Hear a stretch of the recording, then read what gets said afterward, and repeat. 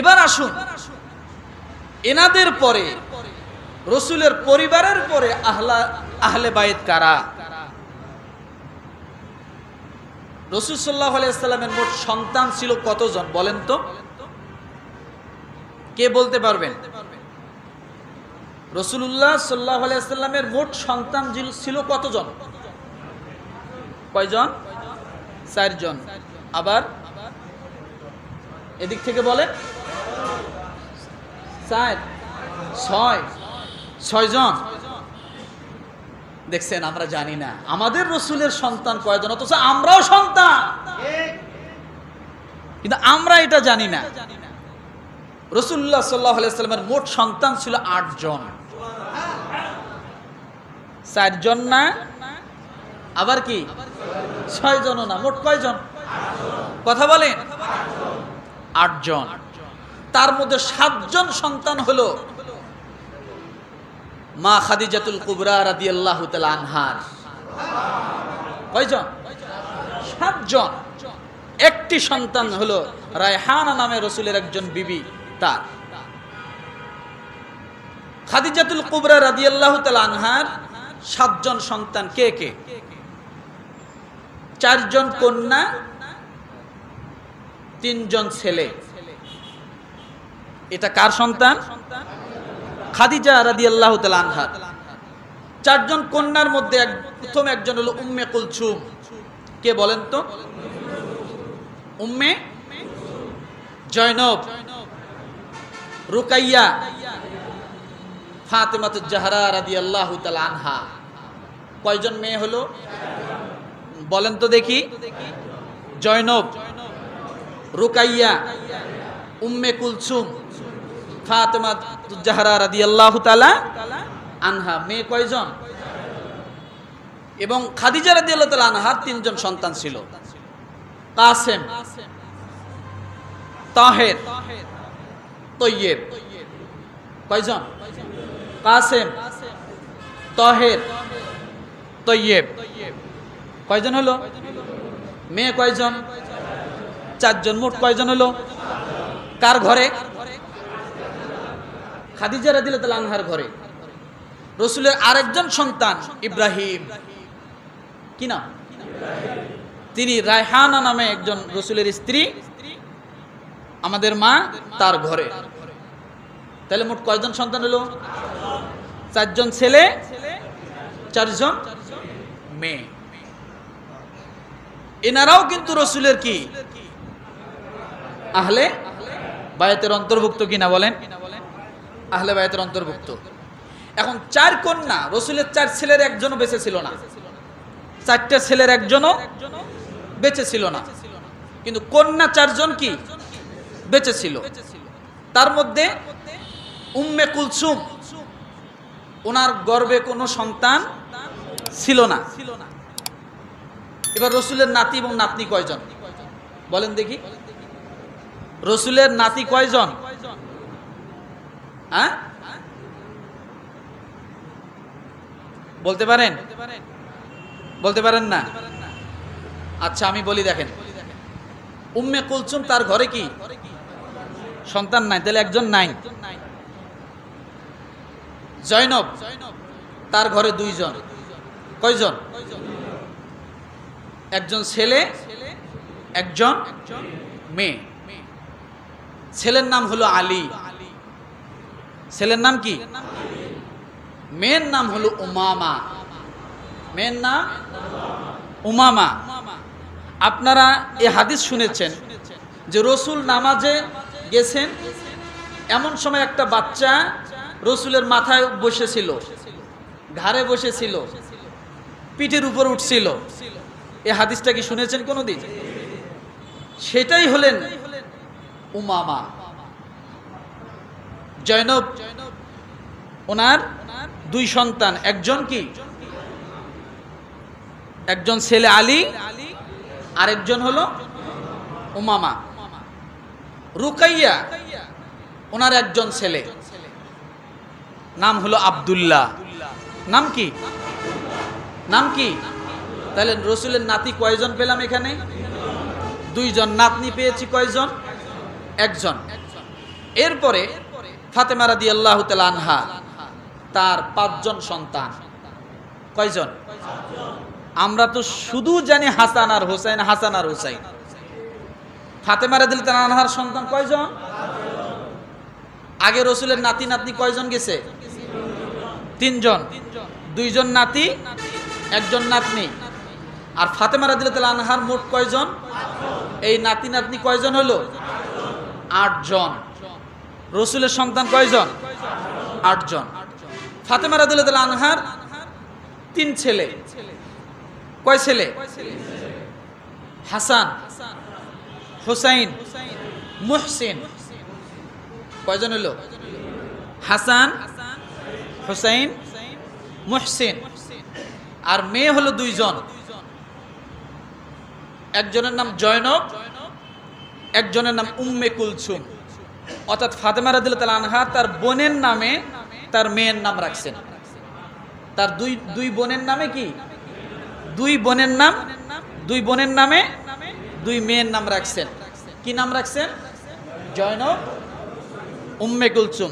তাহলে ফাতেমা রাদিয়াল্লাহু তাআলা আনহার মোট সন্তান কয়জন? ছেলে কয়জন? মেয়ে কয়জন? রুকাইয়ার সন্তান কয়জন? 1 জন। আর জয়নবের সন্তান কয়জন? কি নাম? আলী, উমামা। এই মোট রসুলের নাতি নাতনি 8 জন। তার মধ্যে ছেলে হলো 5 জন, মেয়ে হলো 3 জন। মনে থাকবে আমার ভাইরা? তাহলে এনারা কি আহলে বায়াতের অন্তর্ভুক্ত। তাহলে কোরআন থেকে আমরা যেটা জানলাম, সূরা আহজাবের 32 এবং 33 নম্বর আয়াতে, এই আয়াতের আলোকে আল্লাহ তাআলা কোরআন থেকে বলছেন রসুলের পরিবার এরা কি আহলে বায়াত। তাহলে আলী রাদিয়াল্লাহু তাআলা আনহু, হাসান, হুসাইন রাদিয়াল্লাহু তাআলা আনহু, এনারা রসুলের আহলে বায়াত হলেন কিভাবে? কারণ এনারা তো এই পরিবারের ভিতরে পড়ে না, তাই না? এই আয়াত যখন নাজিল হয়, এটা তিরমিজি হাদিস নাম্বার 3787। এই সূরা আহজাবের 32 এবং 33 নম্বর আয়াতটা যখন নাজিল হয়, তখন রাসূল সাল্লাল্লাহু আলাইহি সাল্লাম তার বিবি উম্মে সালামা রাদিয়াল্লাহু তাআলা আনহার ঘরে অবস্থান করেন। এই সময় এই 2টা আয়াত নাজিল হয়। সুবহানাল্লাহ বলেন। কি নাজিল হয়? এই 2টা আয়াত নাজিল হয় যখন আল্লাহ তাআলা রসুলের এই পরিবারদেরকে, বিবিদেরকে আল্লাহ তাআলা আহলে বায়াত সম্বোধন করলেন। তখন রসুলের গায়ে একটা কালো চাদর ছিল। কি ছিল? তখন রসুল দেখলেন যে আল্লাহ আহলে বায়াত বলে সম্বোধন করলেন, তাহলে বিশেষ মর্যাদা এরা হবে। ওই সময় হাসান রাদিয়াল্লাহু তাআলা আনহু রসুলের দিকে অগ্রসর হচ্ছেন। সঙ্গে সঙ্গে রসুল কি করলেন? তার ওই কালো চাদরটা রসুল এইভাবে মেলায় ধরলেন। সুবহানাল্লাহ বলেন। আরো জোরে বলেন। রসুল চাদরটাকে মেলিয়ে দিলেন। দেওয়ার পরে আল্লাহ রসুল হাসান রাদিয়াল্লাহু তাআলা আনহুকে ডাক দিয়ে বলতেছেন, হাসান তাড়াতাড়ি করে চাদরের ভিতরে ঢোকো। হাসান যখন ঢুকে গেলেন, পরে পিছে পিছে হোসেন রাদিয়াল্লাহু তাআলা আনহু আসতেছেন। হোসেন রাদিয়াল্লাহু তাআলা আনহু তাকেও রসুল চাদরের তলে নিলেন। তার পিছে ফাতেমাতুজ জাহরা রাদিয়াল্লাহু তাআলা আনহা, তিনিও আসলেন। রসুল তাকেও চাদরের নিচে নিলেন। এরপরে হযরত আলী রাদিয়াল্লাহু তাআলা আনহু, তিনিও আসলেন। রসুল তাকেও চাদরের নিচে নিয়ে আল্লাহর কাছে চাদর এইভাবে জড়ায় ধরে আল্লাহর কাছে ডাক দিয়ে বলতেছেন, আল্লাহ, আমার এই আহলে বায়াতের পরিবারের সঙ্গে বাকি এই 4 জনকে তুমি আহলে বায়াতের অন্তর্ভুক্ত করে দাও। কি করে দাও? রসুল সঙ্গে সঙ্গে আল্লাহর কাছে মেসেজ করে দিলেন। দেখলেন যে এরা বাদ পড়ে যাচ্ছে, কারণ কোরআন যে ভাষায় কথা বলছেন সে ভাষায় রসুলের বিবিগণ চলে আসছে, কিন্তু নাতি নাতনি আসে নাই। তখন আল্লাহর নবী সঙ্গে সঙ্গে চাদর মেলায় দিয়ে এই 4 জনকে জড়ায় ধরে আল্লাহর কাছে মেসেজ করে দিলেন, আল্লাহ, এই 4 জনকেও তুমি আহলে বায়াতের অন্তর্ভুক্ত করে নাও।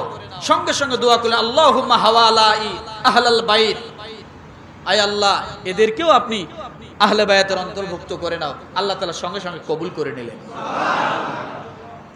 এইটা যখন দেখলেন, উম্মে সালামা রাদিয়াল্লাহু তাআলা আনহা তিনি তো ঘরে ছিলেন, রাসূল বাহির এটা করতেছেন, উম্মে সালামা রাদিয়াল্লাহু তাআলা আনহা তিনিও ঘর থেকে বাইর হয়ে আসলেন, আসি বলছে ইয়া রাসূলুল্লাহ।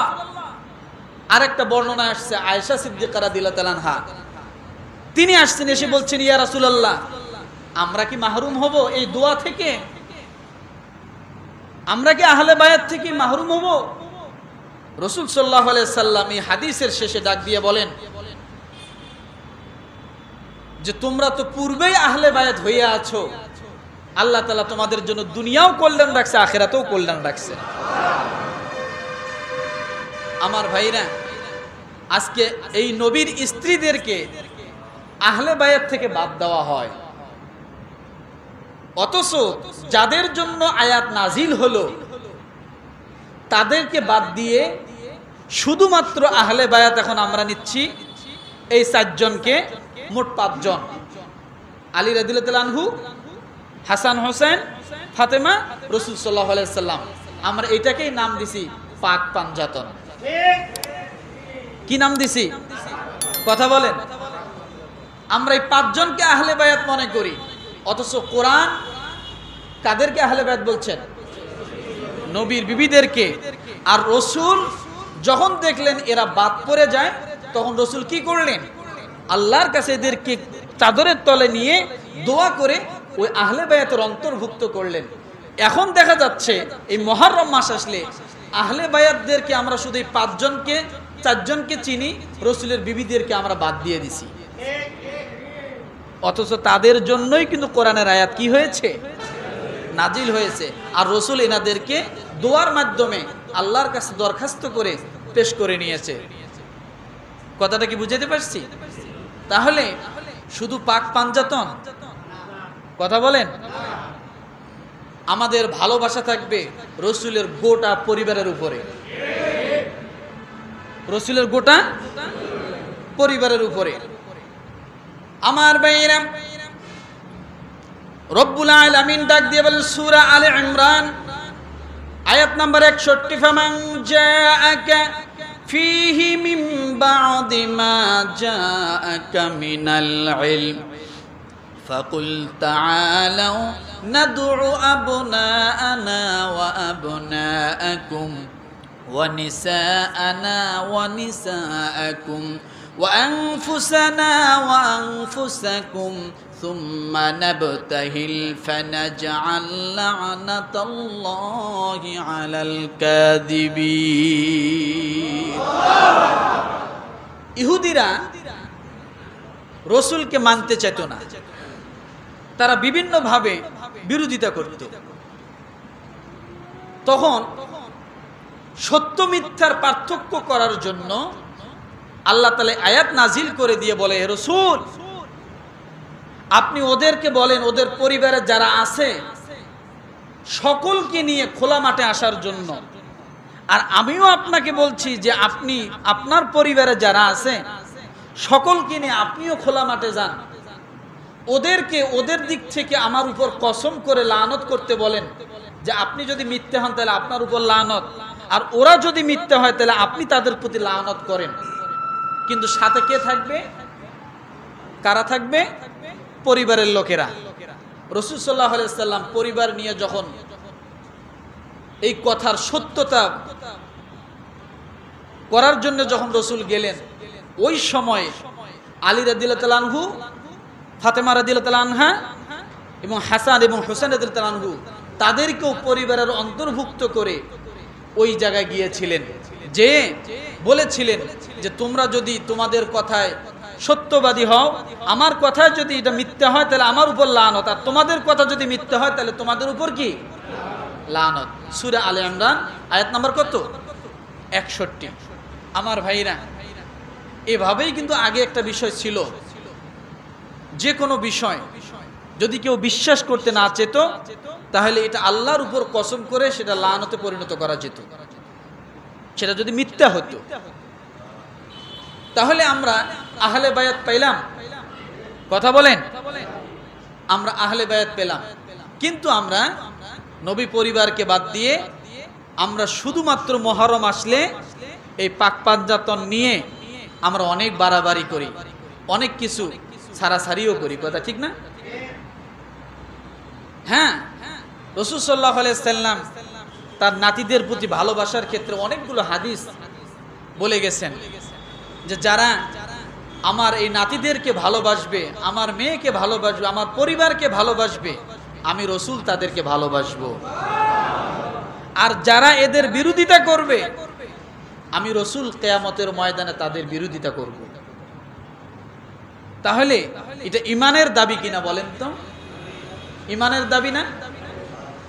যার কারণে আহলে বায়াতের মর্যাদা এত বেশি, আল্লাহ রাব্বুল আলামিন আহলে বায়াতের জন্য নামাজের ভিতরে দোয়া শিখাই দিয়েছেন। সুবহানাল্লাহ বলেন।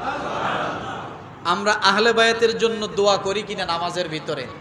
কোথায় করেন বলেন তো দেখি? আল্লাহুম্মা সাল্লি আলা মুহাম্মদ ওয়া আলা আলি মুহাম্মদ। এখানে কি আহলে বায়াতের কথা আছে? আছে? কোথায় আছে? ওয়া আলা। একটা জিনিস বুঝা যায়, এখানে কোরআনের ভাষা আল্লাহ আহলাল বাইত শব্দ ব্যবহার করছেন, করেন নাই?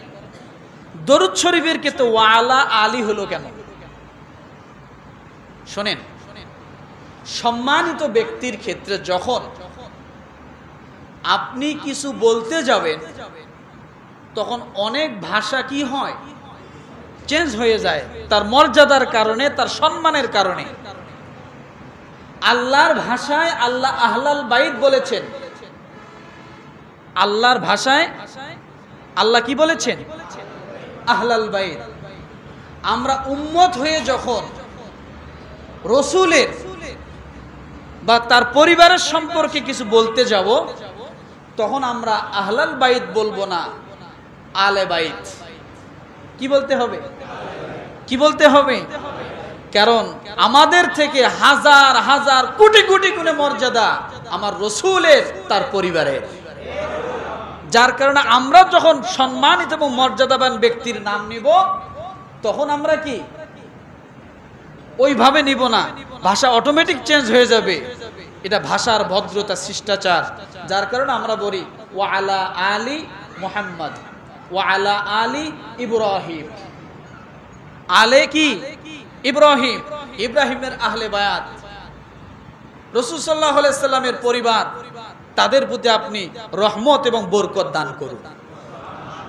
তাহলে আমরা যখন বলি তখন কি বলি? আলে বাইত। আর আল্লাহ যখন বলেন তখন কি বলে? আহলাল বাইত। তাহলে ব্যক্তি বিশেষ মর্যাদার দিক থেকে ভাষার পরিবর্তন হয় কি না? কথা বলেন আমার ভাইয়েরা। তাহলে আল্লাহ এ মর্যাদা শিক্ষা দিচ্ছেন, এ সম্মান শিক্ষা দিচ্ছেন, এ শিষ্টাচার শিক্ষা দিচ্ছেন।